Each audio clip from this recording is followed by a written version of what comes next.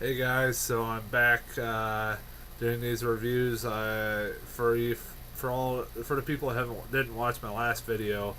I was on vacation for about 10 days in North Carolina and Myrtle Beach, and so because of that, I wasn't able to do any movie reviews. I wasn't able to go see any movies. Uh, but I got back yesterday, and I figured since I had today off, I was gonna go see a movie, catch up on a few movies. Um, Before I get into my review, I do want to say I had a chance to actually watch a couple movies that are about a year old. Uh, that were on TV. Was able to catch a couple of movies that I heard a lot about, and I wanted to check them out. Those being Seeking a Friend at the End of the World and Killer Joe. Seeking a Friend at the End of the World was pretty good. It was really depressing. I thought that movie was really depressing. I like Keira Knightley and I like Steve Carell, and I thought they were really well done. I love Steve Carell. I thought they worked really well off one another, but that movie was depressing as hell. I wanted to slip my wrist after watching that. It was like really awkward comedy, and it was okay. It was pretty good, but it was just, man, that movie needed to lighten up a little bit. I mean, I wish, I wish the movie would lighten up a little bit. Um, the other one, Killer Joe, holy cow. I've been told about that movie. That movie's freaking crazy. Matthew McConaughey is great in that movie. I freaking love him. I really recommend that movie if you haven't seen it. It's one of the most bizarre movies I've ever seen in a long time, and that's saying something. I've seen a lot of crazy freaking movies, uh, and it's from William Friedkin, the guy that made The Exorcist. So definitely go check that out. It's on Cinemax on demand and all that stuff. It's NC-17. You got an NC-17 rating, and although I've seen worse than that, I can see where we got the NC-17 rating. And it will never make you eat a chicken leg ever to look at a chicken leg ever the same again, to say the least. If you, I know most people probably have heard what happens in that movie, but trust me, if you haven't, don't let anybody spoil that for you. Um, Anyways, on to the movie I saw today, Pacific Rim. Really looking forward to this. Was really looking forward to this. I was even told while I was on vacation by a buddy of mine that he had saw it and said it was really good. That check it out. He said this was awesome. And I'm like, okay. So I my hype level was pretty much very high, to say the least, and I had very high hopes. Coming out, this was a pretty damn good movie. This was a fun, entertaining flick, in my opinion.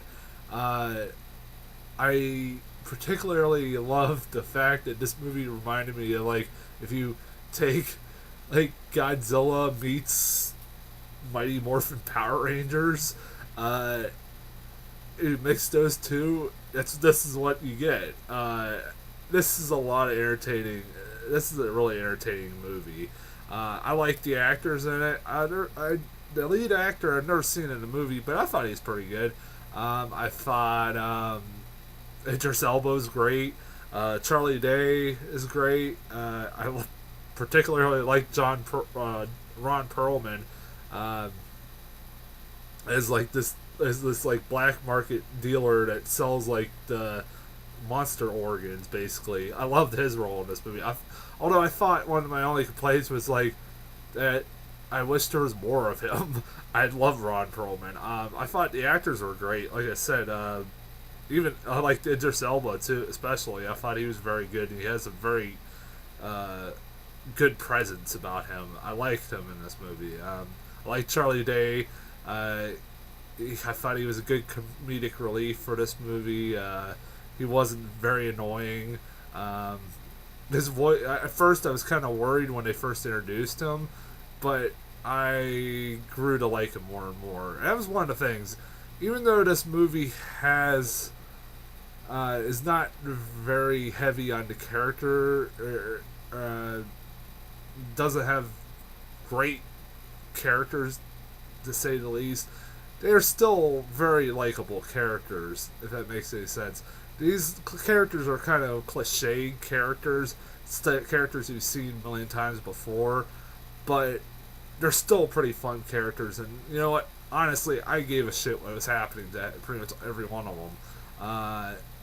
Even the Chinese girl was pretty good. I don't know what her name was, but she was really good. I thought everybody was very good in this. I thought.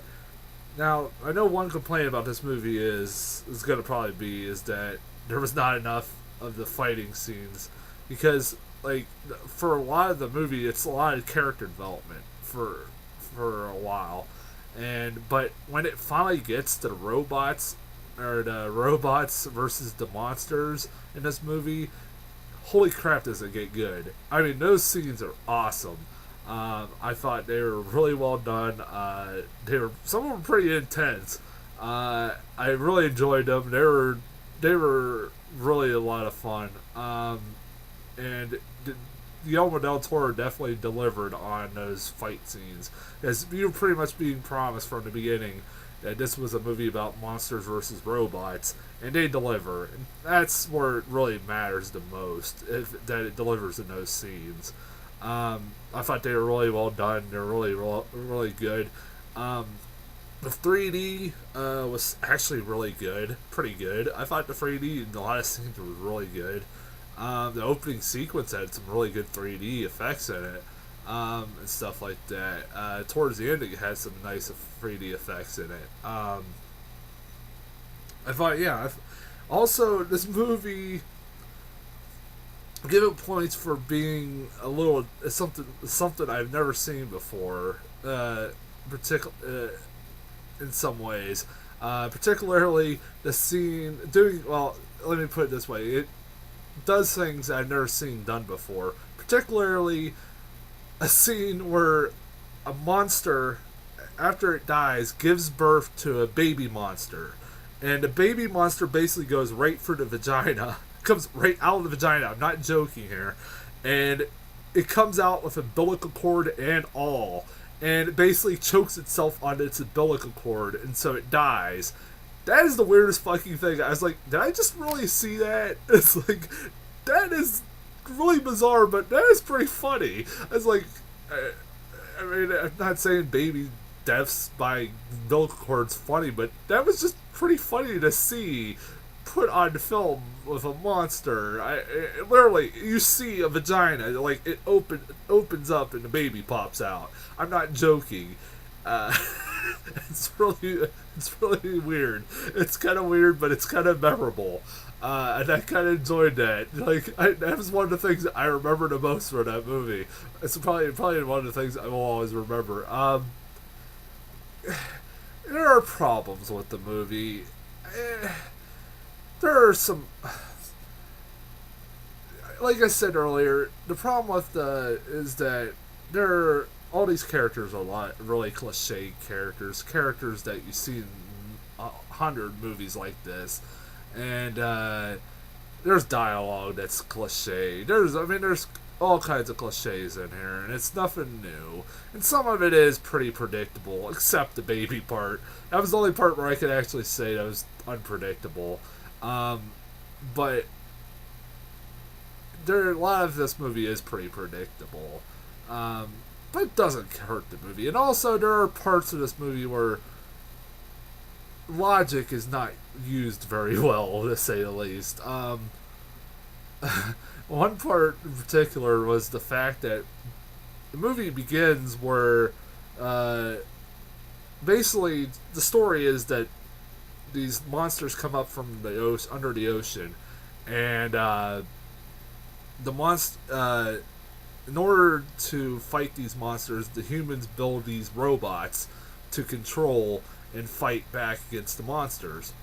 And and at one point during the beginning of this movie, the robots end up being defeated nonstop by these monsters.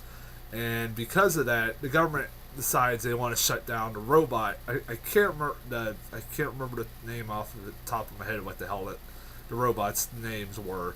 But yeah, I'm just calling them robots. I know people will be technical, but I'm calling them robots. But they decided to shut down the program that builds these robots at the beginning of the movie, and that's where it kind of begins. Like I said, where it begins, and the government's idea, instead of the robots, their idea is to build a wall to keep the to keep the monsters from coming in. I could tell you right away. I could tell right away. That is not gonna fucking work.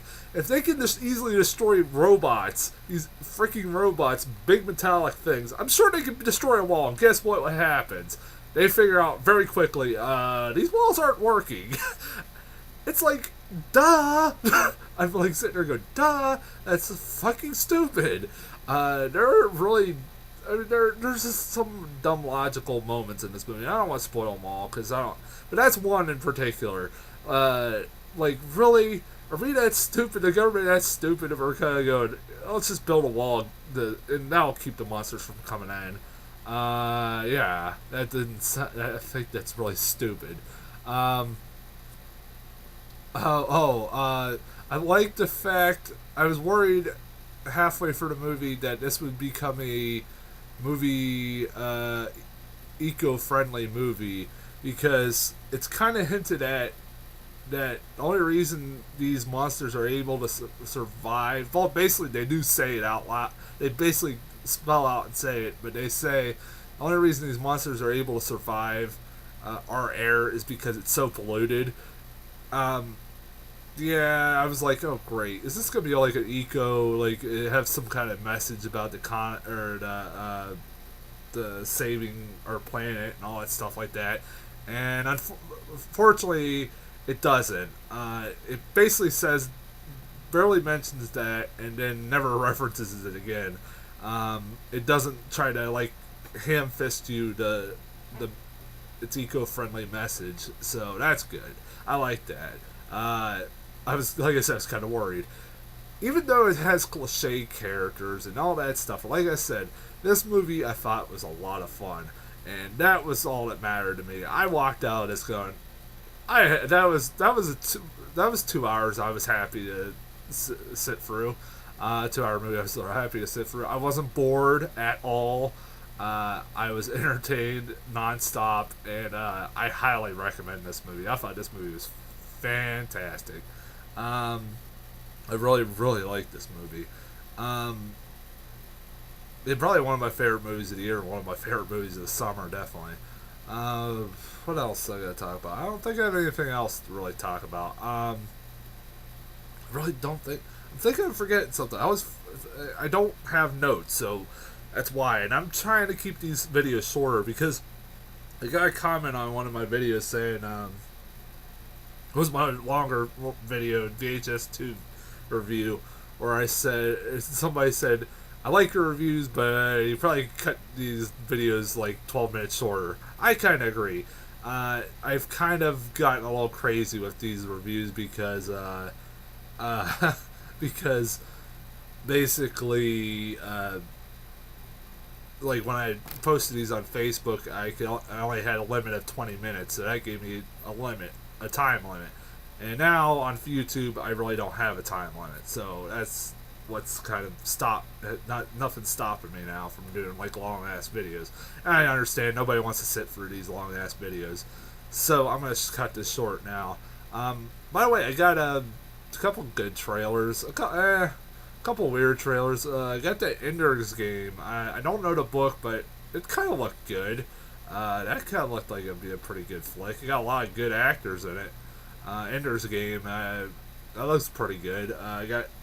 And that was probably the only memorable new trailer I got. But anyways, I'll be back Friday, and probably Saturday, with Conjuring and Red 2. I don't know which one I'll be back with first. I probably will separate those into 2 days, so I don't know exactly what I'm doing yet this weekend. But anyways, thank you for watching, and I'll see you guys later.